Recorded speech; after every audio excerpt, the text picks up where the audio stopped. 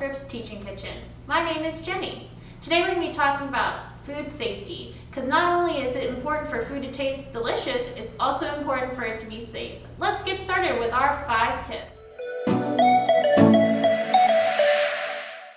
Tip number 1, cleanliness. We want to make sure that our space is clean. You want to make sure that you wipe down your counter space or wherever you're preparing. You want to make sure that all of your kitchen equipment is clean and laid out in front of you.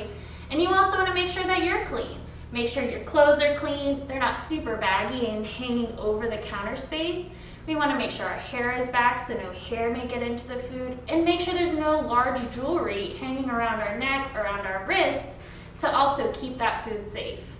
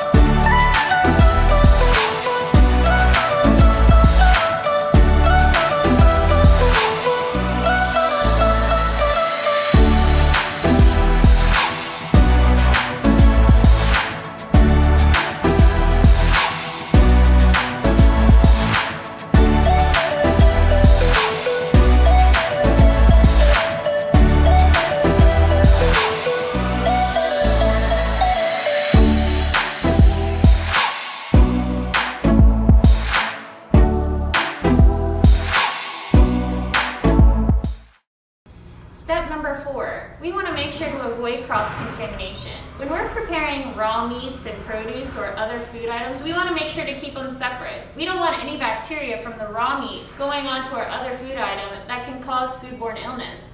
We want to make sure that we have a separate cutting board, separate equipment to prepare the meat as we do any other items. If we're using the same equipment, we want to make sure to wash it in between, and also to make sure we wash our hands after touching raw meat. Tip number 5, time temperature control. It's really important when we're preparing foods to keep cold foods cold and hot foods hot. We want to keep them out of the temperature danger zone of 40 degrees to 140 degrees. Different meats have different temperatures that you need to cook them to for them to be safe to eat. The best way to decide if it's safe is to use a thermometer. Just insert the thermometer into the thickest part of the meat, going only halfway. If you go all the way through, you'll probably get an incorrect reading. Wait for the thermometer to read the temperature fully, and then remove it, and you're ready to eat. Okay friends, let's recap all we've learned today. Tip 1, cleanliness. We want to make sure our space is clean and that we're clean as well. Tip 2, washing hands. Making sure to wash for 30 seconds with warm soapy water. Tip 3, washing fruits and vegetables. Taking fruits out of their container and washing vegetables thoroughly through the leaves and the stalks. Tip 4, avoiding cross-contamination. We want to make sure to keep raw meats and produce separate.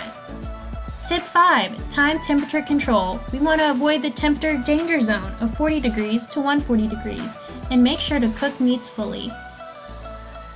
If you'd like more information about the Food Bank of Central and Eastern North Carolina, visit our website at foodbankcenc.org or find us on social media.